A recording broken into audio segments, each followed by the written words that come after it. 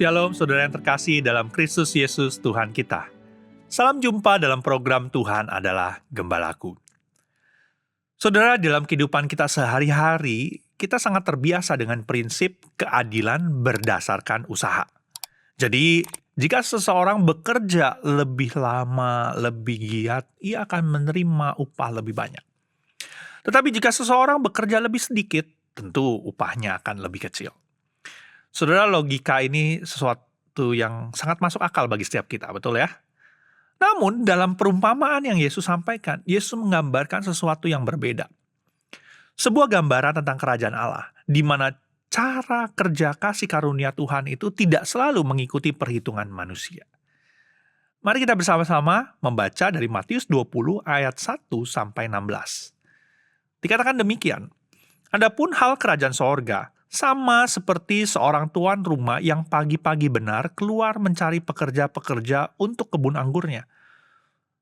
Setelah ia sepakat dengan pekerja-pekerja itu mengenai upah sedinar sehari, ia menyuruh mereka ke kebun anggurnya. Kira-kira pukul 9 pagi ia keluar pula, dan dilihatnya ada lagi orang-orang lain menganggur di pasar. Katanya kepada mereka, "Pergi jugalah kamu ke kebun anggurku, dan apa yang pantas akan kuberikan kepadamu." Dan mereka pun pergi.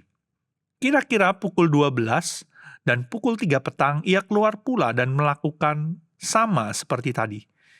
Kira-kira pukul 5 petang ia keluar lagi dan mendapati orang-orang lain pula. Lalu katanya kepada mereka, "Mengapa kamu menganggur saja di sini sepanjang hari?" Kata mereka kepadanya, "Karena tidak ada orang mengupah kami." Katanya kepada mereka, "Pergi jugalah kamu ke kebun anggurku." Ketika hari malam tuan itu berkata kepada mandornya, "Panggillah pekerja-pekerja itu dan bayarkan upah mereka, mulai dengan mereka yang masuk terakhir hingga mereka yang masuk terdahulu." Maka datanglah mereka yang mulai bekerja kira-kira pukul 5, dan mereka menerima masing-masing 1 dinar.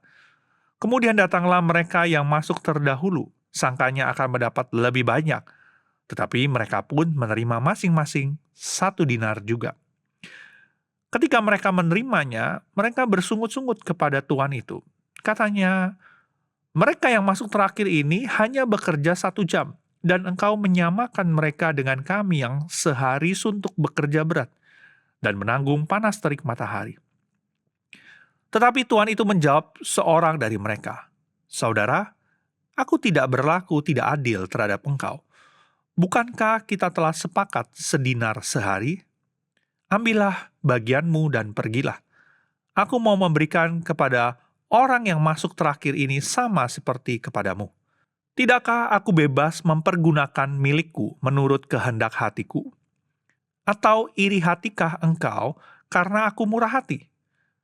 Demikianlah orang yang terakhir akan menjadi yang terdahulu, dan yang terdahulu akan menjadi yang terakhir. Saudara, jika kita memperhatikan kehidupan kerja sehari-hari, biasanya gaji dihitung berdasarkan waktu kerja. Orang yang bekerja 8 jam tentu menerima upah yang lebih besar daripada orang yang bekerja 1 jam. Karena itu, kalau 2 orang bekerja dengan durasi yang sangat berbeda, menerima upah yang sama, kebanyakan apa? Maka orang akan merasa tidak adil. Kenapa? Saya bekerja lebih banyak, tapi kenapa sama bayarannya? Dan perasaan itulah yang muncul dalam perumpamaan yang Yesus sampaikan. Yesus menggambarkan seorang tuan rumah yang mencari pekerja untuk kebun anggurnya. Pagi-pagi dia mengupah beberapa pekerja dengan kesepakatan 1 dinar sehari. Ini adalah upah yang wajar pada waktu itu, kerja 1 hari 1 dinar. Namun sepanjang hari ia terus keluar mencari pekerja yang lain, yaitu di pukul 9, pukul 12, pukul 3, bahkan pukul 5 sore. Artinya, ada pekerja yang bekerja hampir seharian penuh, dan ada yang hanya bekerja sekitar 1 jam. Ketika waktu pembayaran, sesuatu yang tidak terduga terjadi. Para pekerja yang datang terakhir menerima 1 dinar. Ketika pekerja yang datang lebih awal melihat itu, mereka pikir apa? Oh, saya akan terima lebih banyak. Tapi ternyata mereka juga menerima 1 dinar. Mereka merasa diperlakukan tidak adil, mulai bersungut-sungut. Tetapi Tuhan itu menjawab, "Aku tidak berlaku tidak adil terhadap engkau. Bukankah kita telah sepakat 1 dinar sehari?" Artinya Tuhan itu sebenarnya tidak melanggar kesepakatan. Masalahnya bukan ketidakadilan. Masalahnya adalah perbandingan dan iri hati. Lalu Tuhan itu berkata sesuatu yang menjadi inti perumpamaan ini. "Atau iri hatikah engkau karena aku murah hati?" Dalam bahasa aslinya kalimat ini secara harafiah berarti, "Apakah matamu menjadi jahat karena aku baik?" Yesus sedang mengajarkan bahwa dalam kerajaan Allah, keselamatan bukan upah yang diperoleh melalui kerja keras manusia. Keselamatan itu adalah kasih karunia dari Allah. Orang yang datang lebih awal dan orang yang datang akhir sama-sama diselamatkan oleh anugerah Allah. Kalau kita mengingat saat peristiwa penyaliban Tuhan Yesus, di mana ada seorang penjahat yang juga disalib, berkata apa? "Ingatlah aku." Dan Tuhan Yesus berkata apa? "Hari ini juga engkau ada bersama-sama dengan aku di Firdaus." Saudara, di detik-detik akhir kehidupannya, dia datang kepada Yesus. Dan Yesus memberikan anugerah pengampunan keselamatan itu. Sama dengan setiap kita yang dari awal sudah mengikut Kristus, kita sudah bertahun-tahun, puluhan tahun mengikut Yesus. Dengan orang yang di akhir-akhir hidupnya percaya kepada Tuhan Yesus, sama-sama menerima anugerah keselamatan.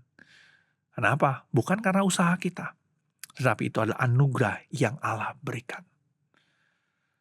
Perumpamaan ini menantang kita untuk apa? Pertama, keselamatan adalah kasih karunia, bukan upah.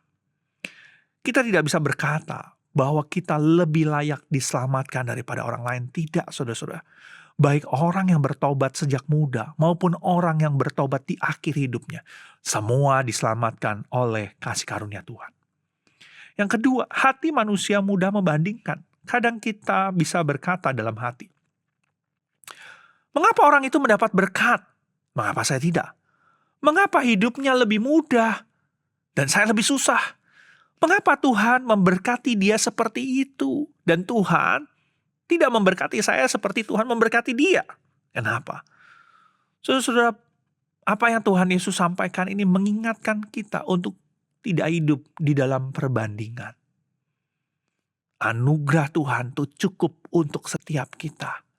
Tuhan tahu yang terbaik untuk setiap kita. Jadi karena itu, mari kita syukuri untuk apa yang Tuhan berikan kepada setiap kita. Dan yang ketiga, Tuhan berdaulat dalam kemurahannya. Tuhan bebas menyatakan kasih karunia-Nya kepada siapapun. Dan kabar baiknya adalah kasih karunia Tuhan itu juga berlaku bagi setiap kita yang percaya kepadanya. Jadi saudara terkasih, kerajaan Allah bukan tentang siapa yang paling lama bekerja atau siapa yang paling banyak jasanya. Bukan. Kerajaan Allah adalah tentang kasih karunia Tuhan yang sangat besar untuk setiap kita. Keselamatan bukan upah yang kita peroleh, tetapi anugerah yang Tuhan berikan. Karena itu daripada membandingkan diri kita dengan orang lain, lebih baik kita bersyukur bahwa Tuhan sudah memanggil kita untuk masuk ke dalam kebun anggurnya, untuk bekerja, untuk melayani Dia, untuk bersama-sama ada dalam komunitas orang percaya. Dan kiranya hati kita selalu bersuka cita melihat kemurahan Tuhan, bukan iri hati yang ada di dalam hidup setiap kita. Mari kita bersatu dalam doa. Ya Tuhan, kami bersyukur untuk anugerah keselamatan yang Tuhan berikan bagi setiap kami. Bersyukur untuk setiap berkat-berkat yang Kau berikan bagi kami. Terima kasih Tuhan untuk semuanya. Biar kami selalu ingat bahwa keselamatan yang kami peroleh bukan hasil usaha kami. Bukan karena kami hebat. Bukan karena jasa-jasa kami. Tapi itu semua anugerah yang Kau berikan, kasih karunia dari-Mu. Tidak ada di antara kami yang layak, tetapi Engkaulah yang melayakkan kami. Terima kasih Tuhan, dan biarlah setiap kami tidak membandingkan diri kami dengan orang lain. Setiap apa yang kami peroleh, kami tahu itu yang terbaik. anugerah-Mu cukup bagi setiap kami. Terima kasih ya Tuhan. Biarlah kami boleh hidup, menjalani hidup yang Engkau sudah anugerahkan, yang Engkau sudah selamatkan ini dengan pengucapan syukur. Biar kami boleh terus setia mengikut Engkau. Terima kasih ya Tuhan. Di dalam nama Tuhan kami, Tuhan Yesus, kami berdoa dan mengucap syukur. Amin. Tuhan Yesus memberkati.